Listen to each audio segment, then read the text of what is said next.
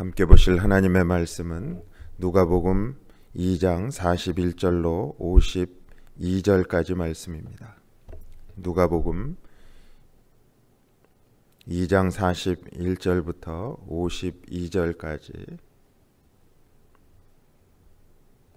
한 절씩 교독하시겠습니다. 41절부터 보도록 하겠습니다. 그의 부모가 해마다 6월절이 되면 예루살렘으로 가더니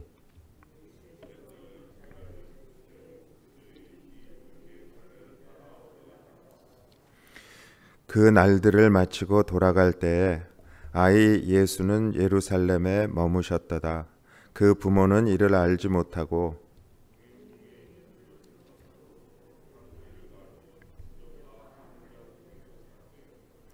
만나지 못하매 찾으면서 예루살렘에 돌아갔더니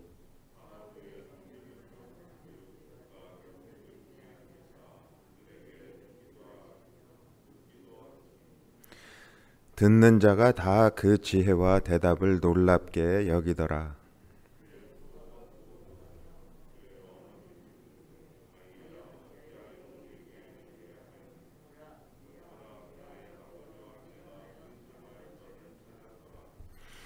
예수께서 이르시되 어찌하여 나를 찾으셨나이까? 내가 내 아버지 집에 있어야 될 줄을 알지 못하셨나이까 하시니 예수께서 함께 내려가사 나사렛에 이르러 순종하여 받드시더라. 그 어머니는 이 모든 말을 마음에 두니라.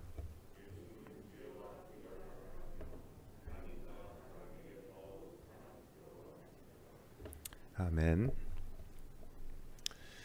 우리가 어떤 길을 가는데 누군가가 뒤떨어지거나 남겨지게 되면 그 심정이 어떨까 한번 생각해 보시기 바랍니다. 그러니까 주의를 집중하고 오직 한 길로 열심히 갔는데 나머지 사람들은 다른 길로 간 것을 알게 된다면 여러분 심정이 어떻겠습니까? 이미 다른 길의 그 끝에 도착했는데 일행 중 어떤 사람이 더 이상 함께 하고 있지 않다 하는 그런 사실을 알게 되면 여러분은 과연 어떤 심정일까? 예루살렘에서 6월절을 지낸 후에 마리아와 요셉은 나사렛으로 돌아가고 있는 중에 예수님이 함께 있지 않다는 것을 발견합니다. 이 사건은 우리로 하여금 예수님의 독특한 모습을 알 수 있게 해줍니다. 시므온과 안나가 성전에서 아기 예수님을 만난 후에 예수님의 어린 시절에 대하여 성경에 보면 오늘 본문 이외에는 알려진 것이 없습니다. 당시 회당 학교의 교육도 예루살렘에만 제한되어 있었기 때문에 예수님이 나사렛에서 수준 있는 교육을 받지 못했을 것입니다. 아람어를 말하고 쓰는 것, 히브리어와 헬라어를 배우는 것도 아마 안식일 예배를 통해서 율법의 공부도 매우 제한적으로 했을 것입니다. 당시 성경 두루마리도 드물었기 때문에 예수님이 개인적으로 집에서 공부할 수는 더더욱 없었을 것입니다. 저희들은 예수님 하면 신성만 강조하기 때문에 모든 걸 다 하신다. 그런데 오늘 본문의 말씀을 보면 예수님도 성장하시고 예수님도 자라가셨다. 그런 표현이 있습니다. 오늘 말씀을 통해 우리도 신앙생활을 하면서 어느 한순간에 우리가 성장한 사람이 다 큰 사람이 다 이룬 사람이 될 거라고 착각하는데 그 예수님의 십자가의 공로로 구원받은 우리도 똑같은 모습으로 키가 자라고 지혜가 자라고 또 믿음 가운데 성장해 간다는 것을 우리가 마음에 깊이 새겨야 합니다. 또한 예수님은 아버지 요셉에게 목수 일을 배웠을 것입니다. 목수 일을 하는 작업실에서 많은 교훈의 이야기들을 배웠을 거예요. 눈을 불편하게 하는 티와 눈을 멀게 하는 들보에 대한 이야기, 또 어리석게 모래 위에 세운 집과 반석 위에 세운 집에 대한 이야기, 또한 사람의 키를 한 자나 더하는 것이 불가능하다. 그 한 자라고 하는 것, 그것이 목수들이 사용하는 그러한 어떤 기준이 되는 그런 이야기입니다. 또 갈보리로 가는 길에서 푸른 나무와 마른 나무의 차이에 대해서 말씀하신 것, 그런 모두 예수님의 공적 교육과 직업을 통해서 말씀하신 교훈들일 것입니다. 유대인 소년은 13살이 되면 성년으로 간주합니다. 그래서 그런 풍습을 우리 자녀들, 친구인 유대인 아이들을 통해서 저희들이 알 수 있습니다. 성년이 되기 한 해 전 6월절에 마리아와 요셉은 예수님을 성전으로 데려고 갔고, 이어지는 사건은 예수님이 하나님의 독생자라고 하는 사실을 분명하게 나타내고 있습니다. 누가는 41절에 보니까 예수님의 부모가 해마다 6월절이 되면 예루살렘에 갔다. 그 사실을 말하면서 요셉과 마리아가 성실한 신앙인이었다는 것을 말해주고 있습니다. 당시 성실한 유대인들은 6월절과 오순절과 초막절에 예루살렘에 빠짐없이 참석을 합니다. 6월절은 무교절이라고 이르는 그 7일간의 축제 중에 한 부분이에요. 그래서 출애굽 당시에 열 재앙의 사건들과 홍해를 건넜던 그 사건을 기념하는 축제였습니다. 그리고 무교병은 애굽을 급하게 떠난 것을 기억하게 해주는 거예요. 그러니까 빵이 부풀어 가지고 크고 풍성한 것을 먹어야 되는데 너무 급하게 떠났다. 또 6월절은 어린 양의 피를 문설주에 발라서 그 이스라엘의 장자는 10번째 재앙에서 구원을 받았다는 사실을 구체적으로 기억하게 해주는 것입니다. 근데 예수님이 12살 되었을 때, 그러니까 부모가 6월절을 지키기에 예루살렘을 갔는데, 아마도 이번이 예수님의 첫 번째 6월절은 아니었겠지만 이번은 어린이로 예수님이 지키는 마지막 6월절 축제라고 하는 특별한 의미가 있습니다. 13살이 되면 완전한 언약의 아들이 됩니다. 그리고 유대인들의 눈에 성년으로 인정을 받습니다. 그리고 스스로 율법을 읽을 수 있고 회당을 세우는데 필요한 10명 중 10명의 남자 중에 한 사람으로 이렇게 인정을 받게 됩니다. 미시나의 후기 기록에는 성년이 되기 전 그 마지막 6월절에 대해 특별한 때다 이렇게 기록하고 있습니다. 그래서 43절에 무교절 전체 기간을 의미하는 그런 특별한 날을 마치고 라고 하면서 아이 예수는 예루살렘에 머무셨다고 했습니다. 예수님이 의도적으로 남은 것이었거나 부모가 부주의해서 남겨졌다는 겁니다. 그런데 부모는 예수님이 예루살렘에 남아있는 것을 알지 못했습니다.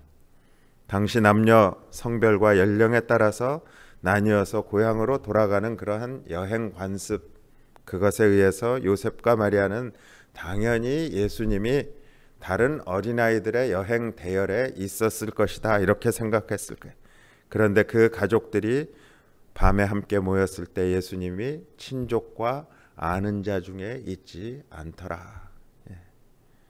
그것을 발견하게 됩니다.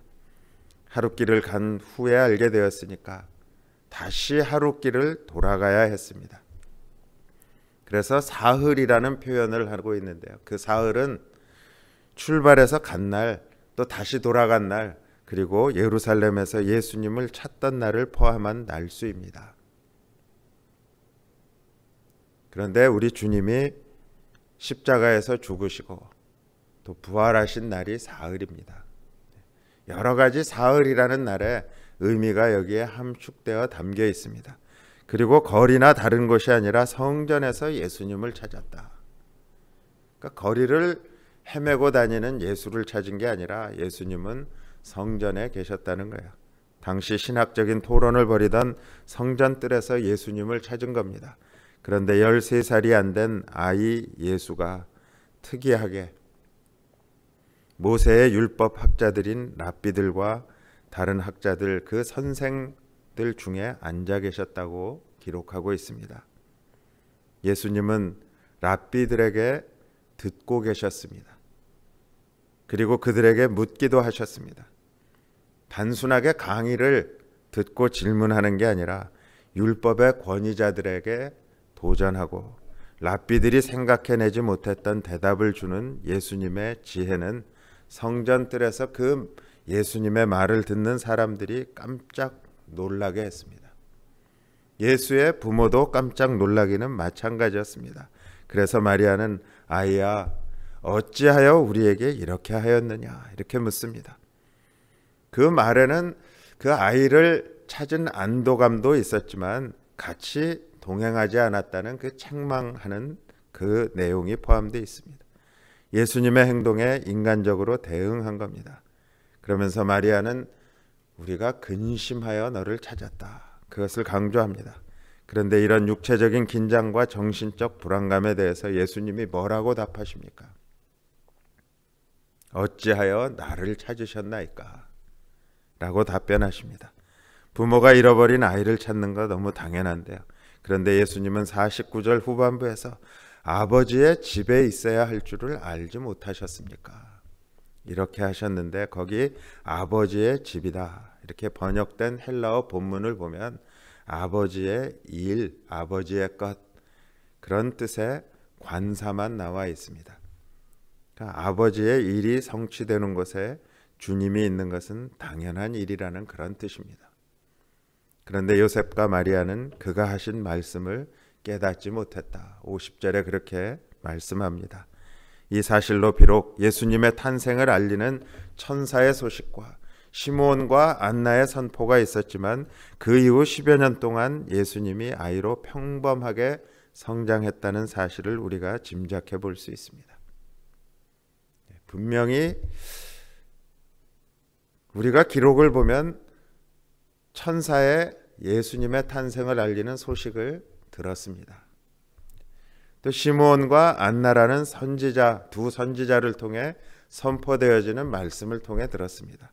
그러면 예수님을 아주 특별하게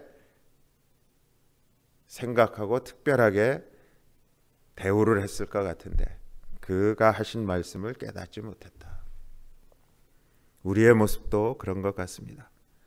성경을 통해서 또 설교의 말씀을 통해서 반복되는 그러한 좋은 신앙 서적이나 그곳에서 성경 말씀을 풀어 이야기하는 것들을 들으면서도 그 하신 말씀을 깨닫지 못했다.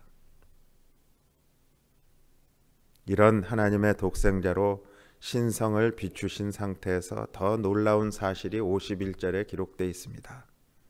예수님은 완전한 인성의 빛으로 부모에게 순종하면서 함께 내려가셨다는 거예요. 높은 고지의 예루살렘에서 낮은 나사렛으로 지형적으로 예루살렘이 높은 고지에 있어요. 그리고 나사렛은 내려가는 길이에요. 순종의 아들로 돌아가셨다는 뜻이 담겨 있습니다. 오늘 기록 이후로 요셉에 대해서 성경에서는 더 이상 이야기하고 있지 않습니다. 본문은 조심스럽게 예수님이 부모에게 순종하여 받드셨다 이렇게 기록되어 있습니다. 그러니까 그 놀라운 지혜를 가지고 유대 랍비들을 오히려 가르칠 수 있는 그러한 예수님이 순종하면서 부모와 함께 내려가셨다. 그리고 부모를 받드셨다. 이 땅의 부모보다 더 높은 권위를 가지신 그리고 하늘 아버지로부터 더 높은 소명을 가지신 예수님인데 그런 예수님이 육신의 부모를 순종하고 받드셨다는 겁니다. 이제 오늘 사건과 약 18년 후에 요단강에서 세례를 받으신 예수님 사이에 무슨 일이 일어났는지 아주 짧은 52절에 요약된 기록밖에는 우리에게 없습니다. 예수님은 삶의 여러 부분에서 자라가셨다고 기록하고 있습니다. 예수님은 지적으로 지혜가 자라가셨습니다. 아기로서 걷는 법을 배워야 하고 동시에 지혜롭게 생각하는 것도 배우셨습니다. 예수님이 모자라서가 아닙니다. 예수님의 영적인 면을 상실하지 않으면서 인간적인 면을 보여주는 겁니다. 그리고 예수님은 육체적으로도 성장하셨습니다. 키가 자라갔습니다. 또한 하나님에게 더욱 사랑스러워 가셨습니다. 모든 면에 유혹을 받으셨지만 죄는 없으셨고 인성에 있어서 하늘 아버지를 기쁘시게 해드리는 방법을 이해하는 데 자라가셨습니다. 마지막으로 사람들에게도 사랑스러워 가셨다. 그렇게 기록합니다. 인간관계에서 사는 법과 사회적인 존경을 받는 방법도 아셨습니다. 예수님께서 이런 부분에서 성장하셨다는 것, 그것은 성장하기 전에 완전한 하나님이 아니셨다는 그런 뜻이 아닙니다.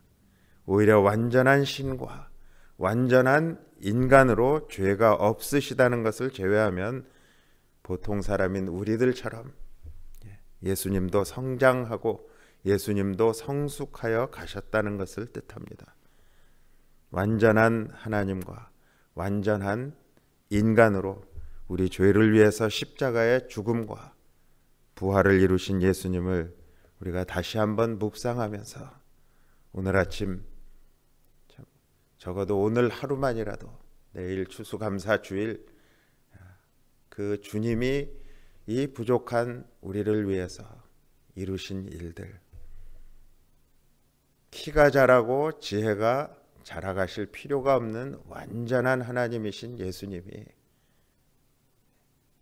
이 낮고 낮은 죄 가운데 사는 우리들을 위해 내려가시고 또 하늘 아버지의 뜻에 순종하시고 그래서 십자가의 그 죽음의 고난을 감당하시고 부활하신 예수 그리스도가 있기 때문에 우리의 삶이 감사한 겁니다. 내가 무엇을 더 많이 가지고 내가 무엇을 더 많이 누리고 그래서 감사하는 그러한 감사주일이라기보다는 이러한 주님의 구원의 은총이 날개 아래 거하기 때문에 나를 선택하시고 나를 구원해 주신 그 주님이 있기 때문에 감사할 수 있는, 그래서 상황과 형편이 아니라 그 주님 때문에 감사하는 그러한 우리 모두가 될 수 있기를 주님의 이름으로 축복합니다. 사랑의 아버지 하나님, 감사합니다. 오늘 아침도 저희들의 단잠을 깨우시고 특별히 예수님께서 이 세상에 오셔서 어떻게 성장해 가셨는지 짧은 성경의 말씀이지만 그 말씀을 통해서 저희들이 다시 한번 깊이 묵상해 봅니다. 그 주님의 은총 가운데 살아가지만 주님의 말씀을 아직도 이해하지 못하고 제대로 알지 못하고 살아가는 우리들, 그렇지만 그 연약한 우리들을 위해서 성령 하나님을 보내주시고 우리 가운데 하나님의 뜻, 주님의 뜻을 알려주시는 그러한 하나님의 완전한 은총 가운데, 은혜 가운데 살아가는 그것이 하나님 앞에 감사가 될 수 있는, 그래서 코로나 팬데믹으로 인해서 우리의 삶이 많이 변해 있지만 우리의 예배하는 모습, 주님을 섬기는 교회의 모습도 많이 변해 있지만 그러한 모든 일들을 온전한 길로 인도하시고 또 선한 길로 인도하시는 주님과 함께 하기에 우리가 감사한다고 고백할 수 있는, 그래서 감사 위에 감사가 넘쳐나는 추수감사 주일이 될 수 있게 축복하여 주셔서 저희들이 예배를 통해 또 선포되어지는 말씀을 통해 하나님의 은혜에 더욱 감사할 수 있는, 그리고 감사절을 맞아 식구들과 함께 자녀들과 함께 진정한 행복이 어떤 것인지 하나님께 감사할 수 있는 그러한 복된 시간이 될 수 있도록 하나님 축복하여 주시옵소서. 예수님의 이름으로 감사하며 축복하며 기도드렸습니다. 아멘.